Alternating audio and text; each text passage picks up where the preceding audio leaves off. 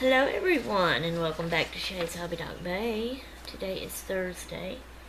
It is October the 25th, 2018. It's 2:08 p.m. right now.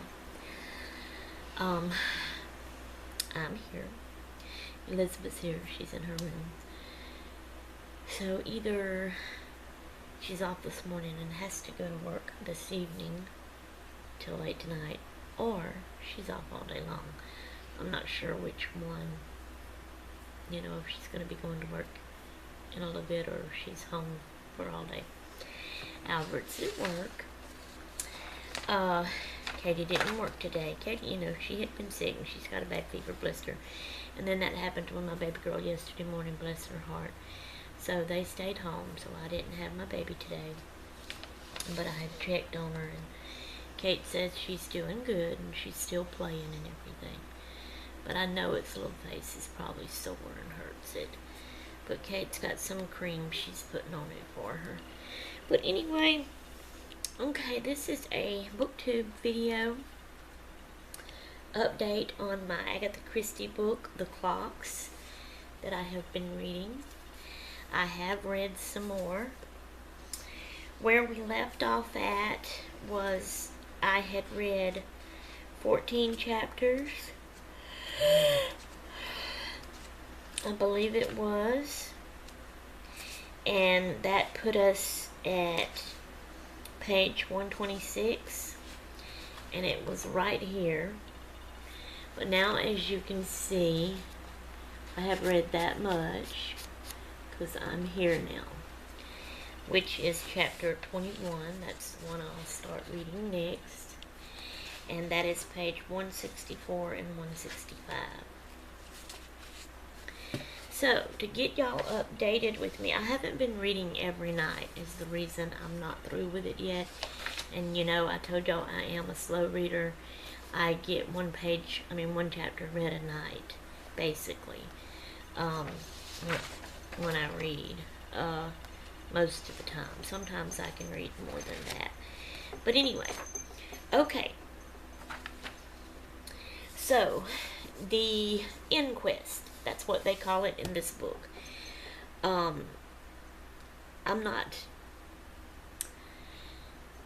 exactly sure what that is. They also called it another word later on in the book. But it's where, I'm thinking, where they all go to court. And the way it described it, all the witnesses and everything had to stand up and, like, give their statement about exactly what all happened. And I guess the judge is listening to that. But then they adjourned. Is that the word for it? The meeting? The inquest? It wasn't like a full-fledged court thing or whatever. I don't really know. But anyway, so they had that. And, so after they had that and it was over with and everybody was filing out and leaving, this girl, her name is Edna. Can't remember her last name. I did write some notes down, but I don't think I wrote her last name down. But she is another... sorry. She is another worker at that typist bureau place where the girl that ran out of the house screaming and collided with Colin, remember, I couldn't remember her name. Her name is Sheila Webb. Okay, so, you know, she works at the typist place. So this is her co-worker, Edna is, that works there too. So Edna is like, everybody's filing out and leaving the inquest, and Edna is like, she has a thoughtful look. There's a cop, or I think they called him a constable or something like that, that's standing kind of guard there at the door as people are leaving and stuff.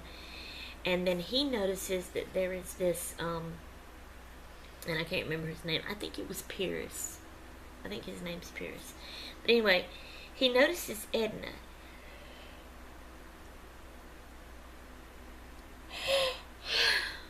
Sorry. So Edna is standing around, milling around, and she's kind of like waiting for everybody to kind of leave. And she has this very thoughtful look on her face and kind of a worried look. So once everybody kind of has gotten away from the door, she goes up to that constable cop standing there, and she asks him if she could talk to Inspector Hardcastle. So Inspector Hardcastle is inside still, the courtroom, but the door's open and you can look in and see him. And he is talking with someone else, and I can't remember now who that was. So the cop told her that he was busy right now, engaged, talking with someone. He actually looked inside and seen him. And he told her, he said, he didn't ask her to wait around and wait for him. He told her, he asked her, can you leave me a message to give him? Or can you just go in a couple of hours to the station and meet with him there and talk to him? Because he was asking her, is it very important? He didn't really do his job very well. He should have told her to stand around and wait and talk to him. But she was kind of, I'm going to use the word jittery, and she was saying, no, it's not really that important. It's just that I'm wondering, it can't be true what she said. And she's referring to somebody in the court that gave their statement, saying that that wasn't true what they said. So anyway, she goes on about her way. But what she does when she leaves there, she actually goes to the road, which was Crescent something now, Wilbraham Crescent, something like that, that the house was on, that the body was found in, you know.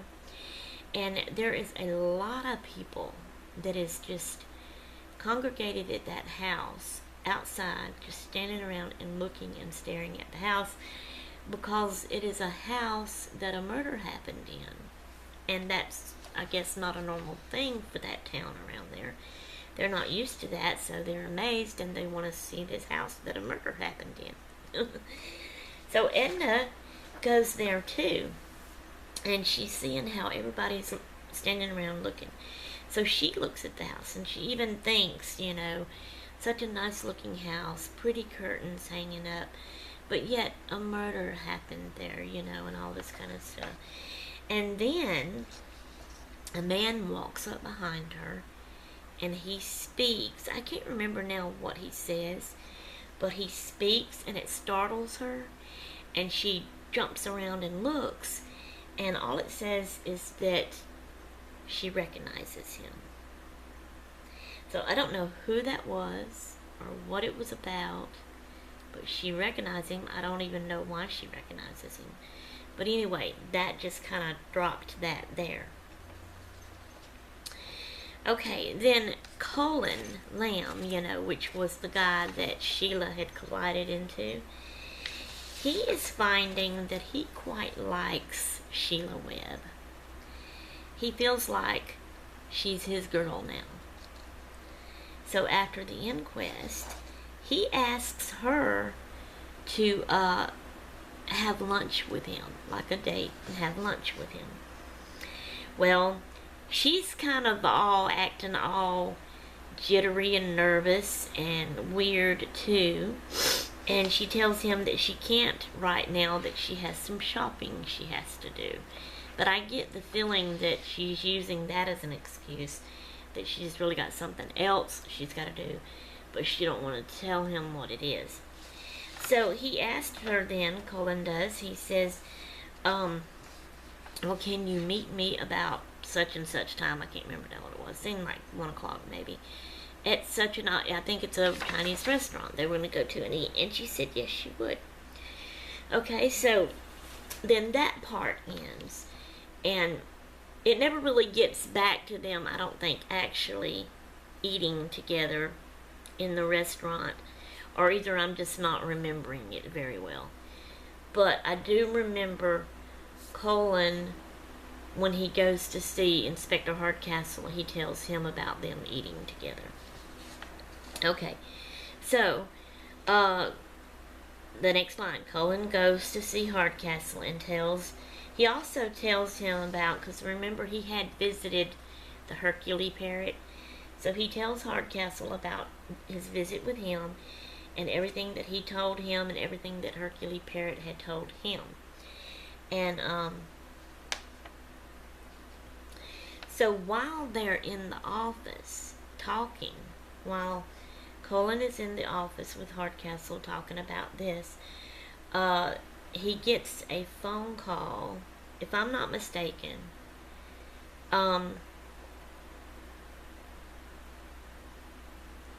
He gets a phone call,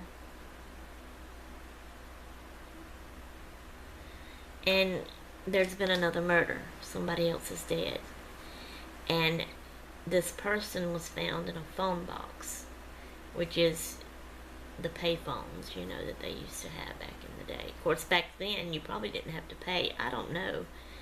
Anyway, they don't have them anymore. But it was the red box. You actually get in the box and use the phone. So anyway, or blue box, or whatever color there are. Some's red, some's blue, I think. But anyway, so, and a lady had found the person dead in there. Guess who that person was? It was that Edna girl that the guy walked up behind and spoke to, that worked at the office with Sheila. She ended up getting killed in a phone box. So, Inspector Hardcastle goes and talks to, it happens to be the box that's on the corner of the street the house is in, that the blind lady lives in, that the first dead man was found in. That's Miss Pepmarsh. So Hardcastle goes and talks to her, and she don't know nothing about Edna. Edna hadn't come to see her. He's trying to figure out why Edna was in that street at the phone box when she got killed. So, and then I think he talks to some other neighbors that lives up and down there about it too.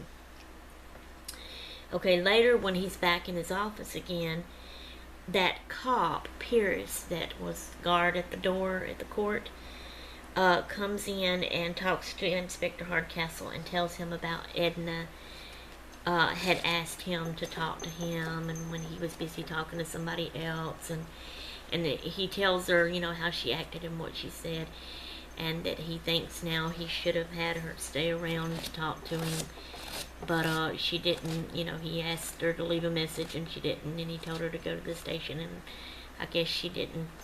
So they're trying to figure out what it was she was worried about and maybe wanted to tell him.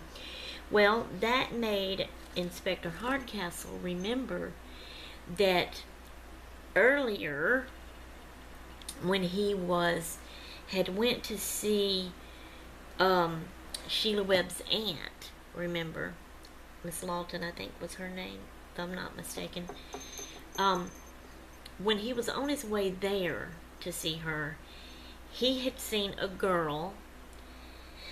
I guess he didn't know who she was or couldn't place her, but she was acting funny. They had passed each other on the walk. She had seen him. She had kind of looked at him. She had kind of stopped, and after she walked a little piece, she had stopped and looked back. He stopped and looked back at her too. He was wondering what the deal was up with her, and now he's realizing that she seemed like she was considering talking to him, and maybe telling him something, that she had something on her mind, was kind of worried about something, but then she decided not to, and she went on.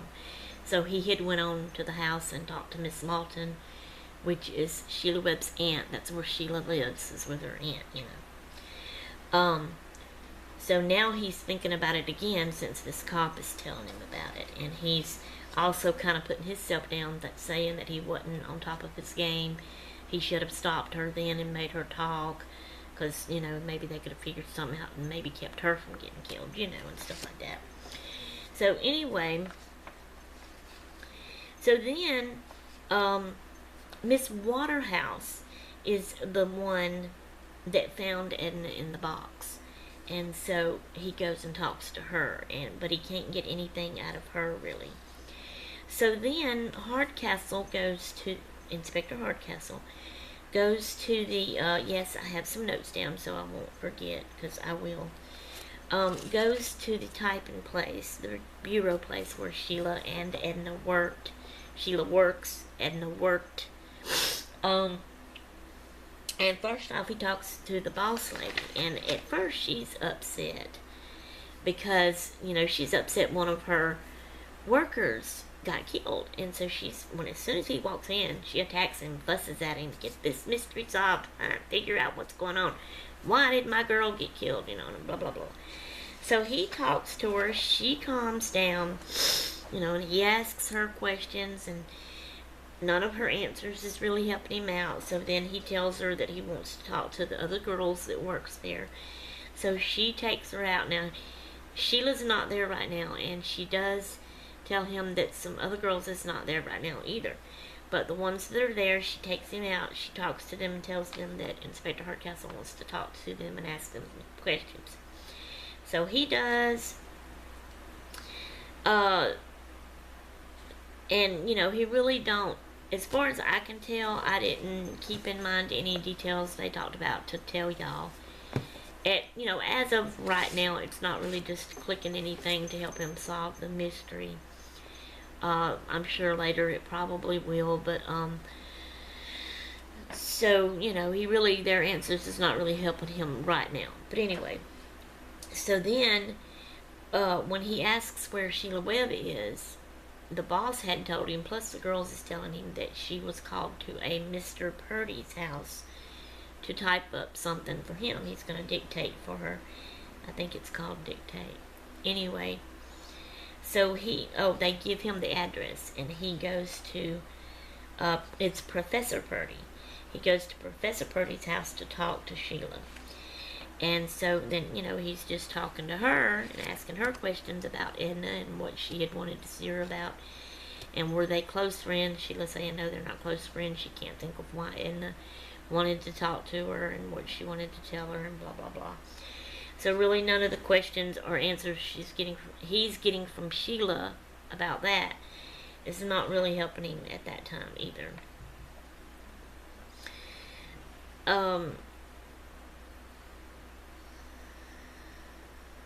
Hang on here, I'm reading my writing. I've got Hardcastle go to see Hercule Parrot and tell the new... Oh yeah, it's not Hardcastle. I don't know why I put Hardcastle. It's not Hardcastle that went and seen him. So we're back to Colin now. Colin goes to see Hercule Parrot and tells him about the new murder, the girl. But also they talk about the first one again, and he's asking him, has he come up with anything and figured anything out? So Hercule is telling him that there is some things that was said that, and he don't tell him exactly, he just says that he's been thinking on it, and there is some things that were said that is important, and that he needs to go back to that neighborhood and talk to some more people, talk to more neighbors, and just keep talking to them and asking them something, And so then he tells him about the new murder, and they talk about that for a little bit. And also Hercule asks Colin, see, Colin is fixing to go out of town to tend to his other business. Remember that other secret business or whatever that I really don't know much about. But anyway, he's fixing to go out of town for that because he's got something to do about that. And so he's telling Hercule this, and Hercule asks him, while you're going out of town, can I do a little bit of research on this murder? And he asks him what he's going to do, and he tells him, and then, he says, okay. And that's where I'm at now in the book. And that's where and how we're caught up. That is chapter 21, page 164 and 165. And the whole entire book, see, it's right there. So, like, this is the front, and there's my bookmark. So I have read all of this, and I've got this much left to read. So the whole entire book